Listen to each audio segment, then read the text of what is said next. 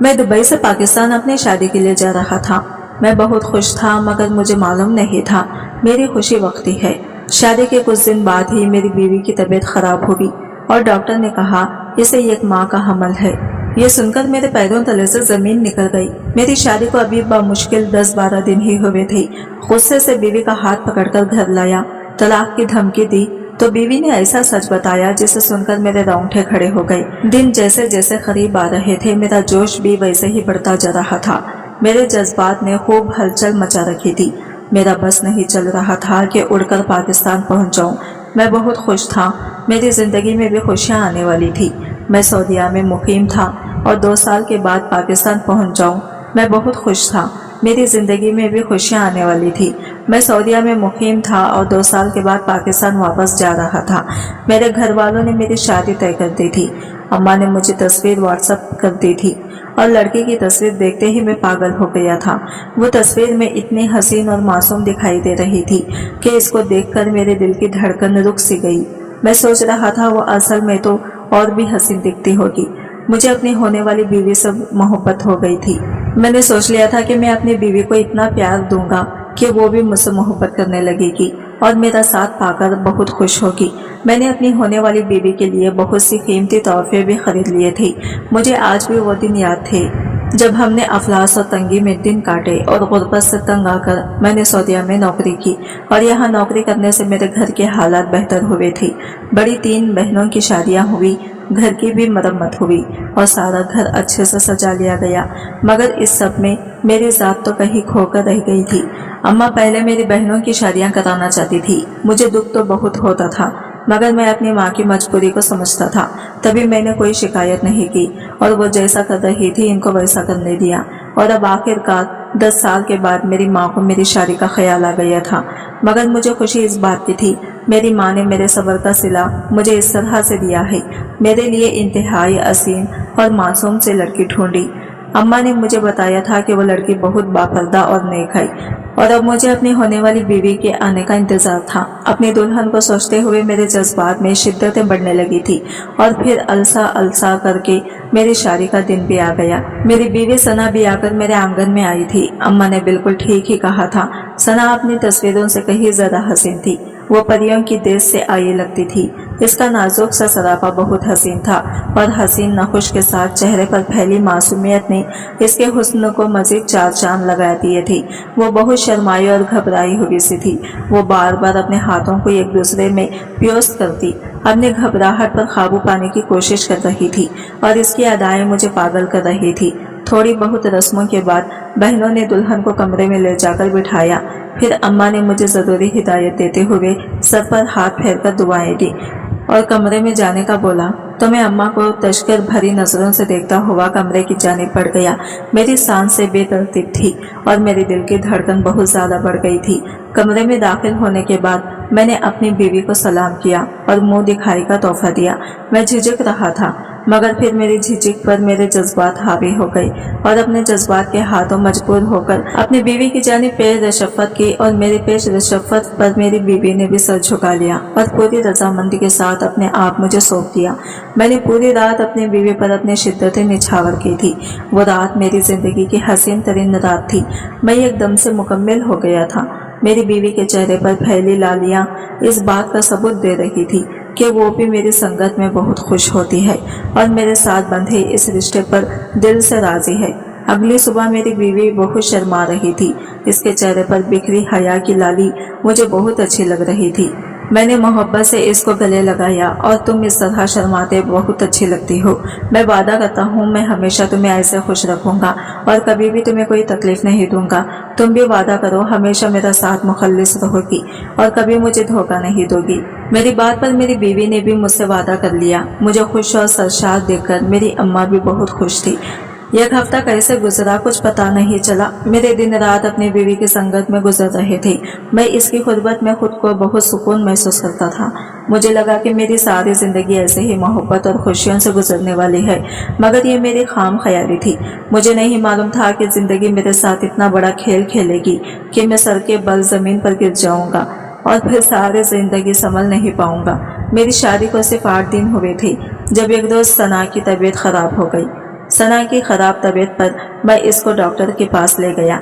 सना माँ बनने वाली थी। बच्चे का सुनकर मेरे तो पैर जमीन पर नहीं टिक रहे थे। मेरे दिल में अनोखे से जज्बात पलने लगे। मैंने मोहब्बत भरी नजरों से सना की तरफ देखा तो वो भी शर्मा कर सर झुका गई।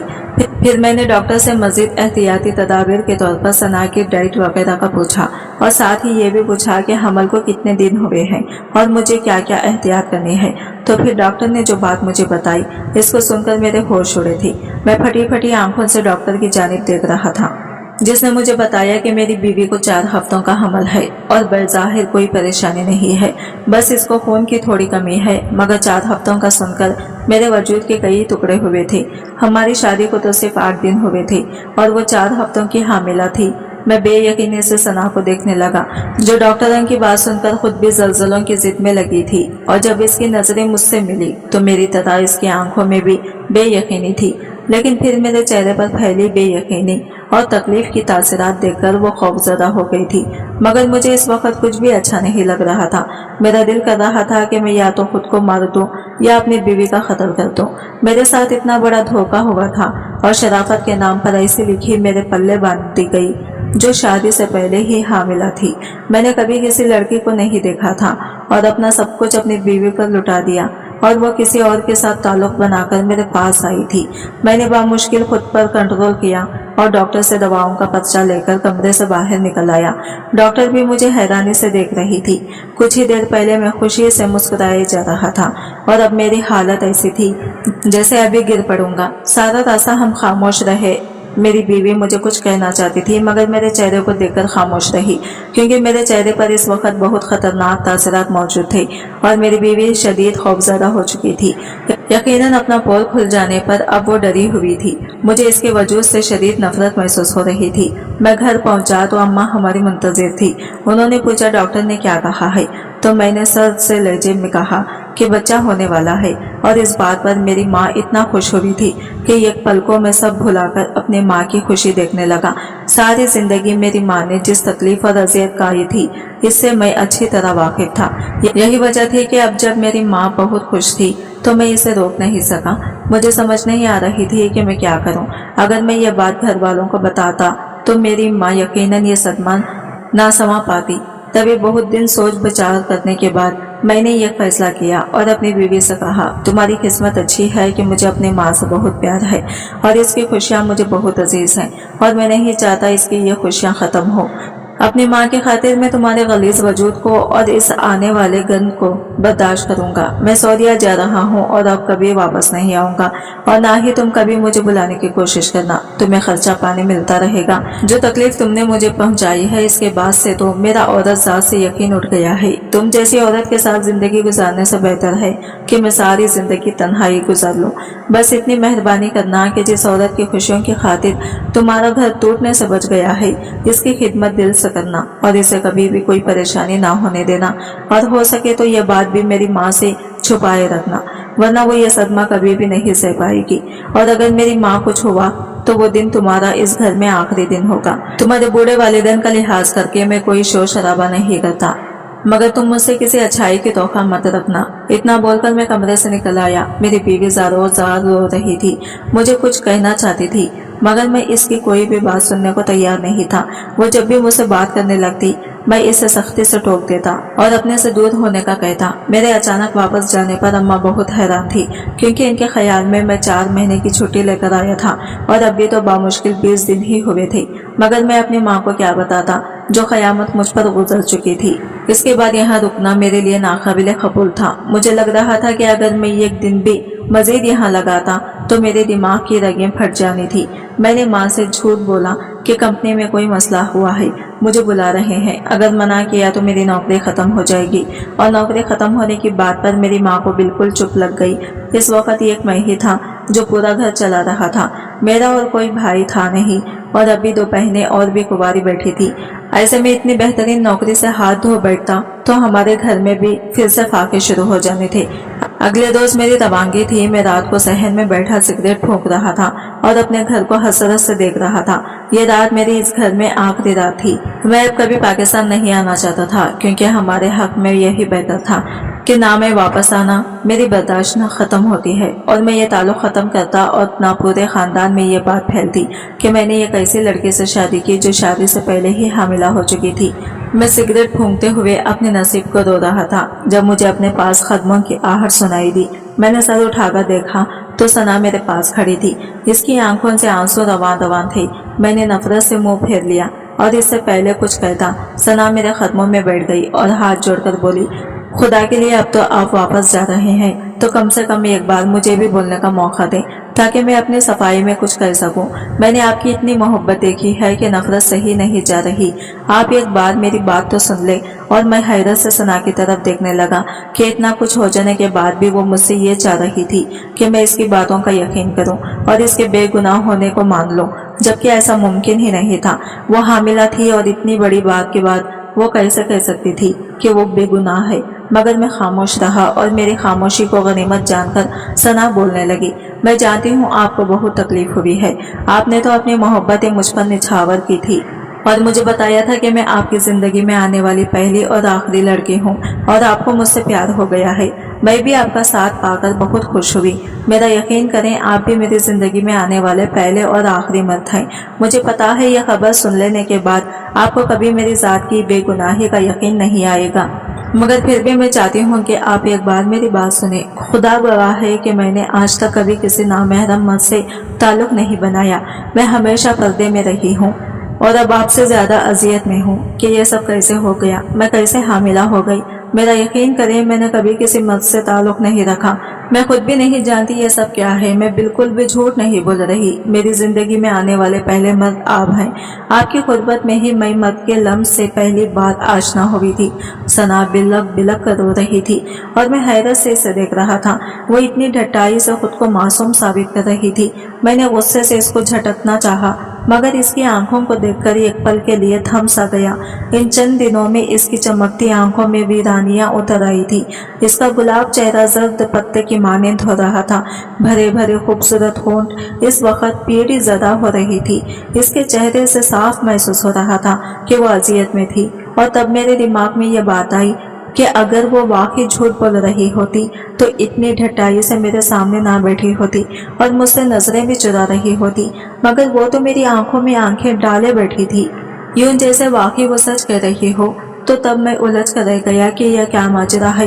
वो हामिला थी, मगर इसका कहना था कि वो इसका किसी मर्द से ताल्लुक नहीं था।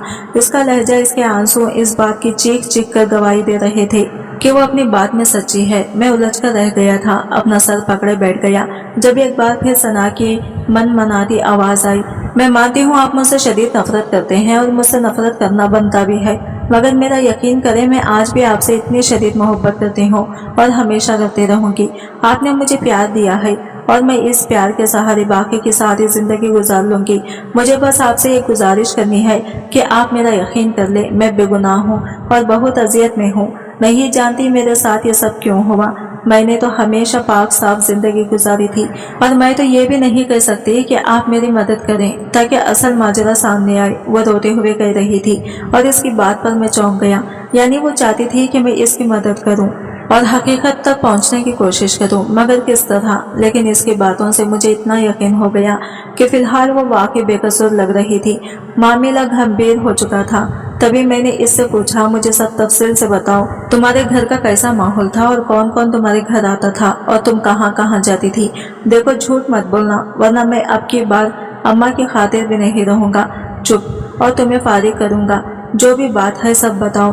तो वो बोली, हमारा पर्दे वाला माहौल है, कोई भी नहीं आता हमारे घर और ना हम बहनें घर से बाहर जाती हैं, बल्कि मैट्रिक के बाद तो सारी पढ़ाई हमने प्राइवेट घर बैठकर हासिल की। अब्बा को बेटियों का बाहर जाना पसंद नहीं था, बाजारों में भी कभी नहीं गए और ना कोई दोस्त बनाए। हाँ, अलबत्ता फुप्पो का एक बेटा है, वो कभी कभार अब्बा की खैरियत मालूम करने आ जाता है। वो डॉक्टर है, इसलिए अब्बा का शुगर बीपी वही चेक करता है, मगर हम इसके सामने भी नहीं जाते थे। फिर बात करते करते सना जैसे कुछ याद आने पर चौंकी और बोली हाँ, एक बार मेरे इसी कजिन ने मेरा रास्ता रोका था। इसने मुझे देख लिया था और मैं इसको पसंद आई थी। वो मुझे अपनी दिल की बातें बता रहा था, मगर इसकी बेहुदा गुफ्तगू से मुझे गुस्सा आया और मैंने गुस्से से इसको झाड़ दिया था और फिर वो मेरे रास्ते में नहीं आया था। इसके अलावा तो ऐसी कोई और बस तो नहीं है। और अपनी बीवी की बात पर मैं चौंक गया। हो ना हो इस मामले में इसी कजिन का हाथ था, जो डॉक्टर भी था और अक्सर इनके घर भी आता था। फिर सबसे बढ़कर इसने सना से पसंदीदगी का इजहार किया था। मैं कुछ सोचते हुए बोला, मुझे अपने कजिन का एड्रेस बताओ। मेरी बात पर सना चौंक गई और फिर जल्दी से इसका एड्रेस नंबर वगैरह नोट कराया। मैंने अपने एक दोस्त से राबिता किया, जिसका बहनों भी पुलिस इंस्पेक्टर था और बहुत ईमानदार और शरीफ पुलिस वाला था। मेरे दोस्त ने मेरी मुलाकात अपने बहनों से कराई। मैंने इस पुलिस वाले को सारी बात बताई तो मेरी बात सुनकर वो बोला, आपका शक बिल्कुल दुरुस्त है। अगर आपकी बीवी इस बात से अनजान है कि वह हामिला कैसे हुई और वो वाकई शरीफ है, तो फिर यकीनन इस डॉक्टर कजिन ने कोई गेम खेली है। खैर जो भी है, सच सामने आ जाएगा। मुझे इजाजत दे तो मैं आपकी बीवी से कुछ सवाल करना चाहता हूँ। मैंने इजाजत दे दी तो इंस्पेक्टर ने सना से कुछ सवाल किए और फिर सना के कजिन पास पहुँच गई। वो इस वक्त अपने क्लिनिक में बैठा था। पुलिस को आता देखकर घबरा गया।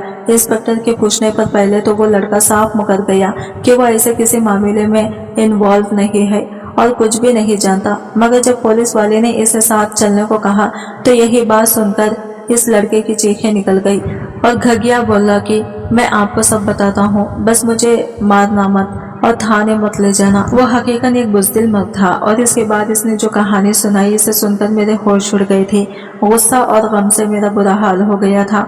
इसने बताया, वैसे तो मामू की बेटियां पर्दे में रहती थी और जब मैं इनके घर जाता तो अपना चेहरा ढांप लेता, मगर एक रोज मेरी नजर सना के चेहरे पर पड़ गई और मैं इसके मासूम से हुस्न पर फिदा हो गया था और इसको पाने के लिए बेचैन हो गया। फिर एक रोज जब राहदारी में कोई नहीं था, सब अपने कमरे में थे और सना किचन से फारिग होकर कमरे में जा रही थी, तो मैंने सना को रोका और पहली फुर्सत में सना को अपने दिल की बात कही सुनाई। तो मेरी बात पर सना ने मेरे चेहरे पर थप्पड़ मारा और कहा कि तुम्हें ऐसे बेहुदा गुफ्तगू करने से पहले 1000 बार सोचना चाहिए। तुम अपने मामू के घर में ठहर कर इसकी बेटी की इज्जत खराब करने की कोशिश कर रहे हो। आइंदा ऐसा कुछ मत करना, वरना मैं अब्बू को बता दूंगी। अगर मैं तुम्हें इतनी पसंद थी तो रिश्ता भेज दे। अब जबकि मैं किसी की इज्जत बनने जा रही हूँ तो तुम्हें ये छिचोरी हरकतें सूझ रही हैं। शर्म से डूब मरो और जब तक मेरी शादी नहीं हो जाती यहाँ मत आना। इसके बाद सना दोबारा मेरे सामने नहीं आई थी, मगर मुझे इस थप्पड़ ने बहुत तकलीफ पहुंचाई। मैं गुस्से से पागल हो गया और सना से बदला लेने की ठानी। मैं डॉक्टर था, इसलिए एक रोज बहाने से खाने के वक्त पहुंच गया और मामू की परहेज़ी खाने का बहाना बनाकर किचन में जा घुसा। मुझे मालूम था कि मेरे किचन में घुसते ही लड़कियां वहां से फौरन चक्कर हो जाएंगी और वही हुआ था। सना और इसकी बहनें वहां से फौरन निकलकर कमरे में चली गई। अब सिर्फ मुमानी किचन में थी। मैंने मुमानी को इधर उधर बातों में लगाया और इनसे नजर बचाकर खाने में नींद की दवा मिला दी और फिर मुतमईन सा मामू की तबीयत वगैरह पूछे वहां से चला आया। अब मुझे इनके बेहोश होने का इंतजार था। मेरे अंदाजे के मुताबिक 3 घंटे बाद सब मामला सेट हो गया। वो लोग 3 घंटे में खाना खाकर बेहोश हो जाएंगे। जब मैं 3 घंटे बाद दोबारा से मामू के घर पहुंचा तो मेरी तौखा के ऐन मुताबिक सब घर वाले बेहोश हो चुके थे। तब सना के कमरे में जाकर मैंने सना की असमत दरी की थी। इसकी शादी होने वाली थी। वो बहुत पारसा बनती थी कि जैसे वो खुद है वैसे ही शौहर लेगी और अपने शौहर को ही अपने तमाम हक देगी। तो मैंने इसका यह गुरूर तोड़ा था। इसके शौहर से पहले इसको हासिल किया था, मगर मुझे नहीं मालूम था कि मेरी यह जिद और गुस्सा मेरे लिए अजाब बन जाएगा और वो हामिला हो जाएगी। मैं अपने खताओं की माफ़ी मांगता हूँ, मुझे माफ़ कर दो। वो गिड़गिड़ा कर रो रहा था और मेरा बस नहीं चल रहा था कि मैं इसका सर फाड़ दूँ। और तब मैंने पुलिस वाले से कहा कि ऐसे दरिंदे को सारी जिंदगी जेल में ही रहना चाहिए। वैसे भी जो हरकत इसने की थी, इसके बाद इसका जेल जाना ही बनता था। पुलिस ने इस घटिया आदमी को गिरफ्तार किया और थाने ले जाकर खूब मारा पीटा। मैंने सना को भी ये सारी बात बताई। मेरी बात सुनकर सना फूट फूट कर रोती थी। इसे यकीन नहीं आ रहा था कि इसके अपने कजिन ने इसके घर घाट लगाई थी और इसकी इज्जत पर हमला किया था, और वो जो ये समझ रही थी कि इसकी जिंदगी में आने वाला मैं पहला मर्द हूँ, तो ऐसा नहीं था। इसके वाक़ये के बाद सना बहुत गुमसुम हो गई। इसने खाना पीना छोड़ दिया था और हर वक्त कमरे में घुसी रोती रहती थी और अब बेगुनाह साबित हो चुकी थी। मगर जो हकीकत इस पर खुली थी, इसने सना को तोड़ कर रख दिया था। मैंने सना की तरफ से अपना दिल साफ कर लिया, मगर मैं इतना बाज़रफ नहीं था कि एकदम से दोबारा सना को अपने सीने से लगा लेता। मुझे भी बहुत बड़ा झटका लगा था और अब संभलने के लिए वक्त चाहिए था, और फिर मैं इस बच्चे को कबूल नहीं कर पा रहा था, और तब अल्लाह ने मेरी ये मुश्किल आसान कर दी थी। सना की हालत इंतहाई ख़राब होने की वजह से इसका हमल ज़ाया हो गया और मैंने सुख का सांस लिया, क्योंकि जो भी था मैं इतने बड़े दिल वाला नहीं था कि नाजायज़ बच्चा पालता। सना भी जैसे यही सब चाहती थी, इसलिए बच्चा ज़ाया होने पर वो भी परसुकून हो गई थी, मगर अभी तक इस हादसे से संभल नहीं पाई थी। मैंने दोबारा से वापसी का इरादा बनाया और यही बहाना किया कि अभी छुट्टी ख़त्म हो गई है, मगर मैं जल्द वापस आऊँगा। सना भी यकीनन समझ चुकी थी कि मुझे वक्त चाहिए था, इसलिए वो कुछ नहीं बोली और मुझे जाने दिया। मेरी तरह इसे भी संभलने के लिए वक्त चाहिए था, और मुझे उम्मीद थी कि अगली छुट्टी पर जब मैं आऊँगा तो सब पहले जैसा हो चुका होगा और मैं सना के साथ अच्छी ज़िंदगी गुजारूंगा। मैं इस बात पर भी अल्लाह का शुक्र अदा कर रहा था। जल्दबाजी में कोई गलत कदम नहीं उठाया और ना अनजाने में बेकसूर लड़की की ज़िंदगी बर्बाद हो जाती। आज की वीडियो कहानी आपको कैसी लगी कमेंट करके ज़रूर बताइएगा, और वीडियो अच्छी लगी है तो लाइक शेयर जरूर कीजिएगा। हमारे चैनल को सब्सक्राइब करें फ्रेंड्स। मिलता है अगले वीडियो के साथ, तब तक के लिए बाय बाय, टेक केयर, अल्लाह हाफिज़।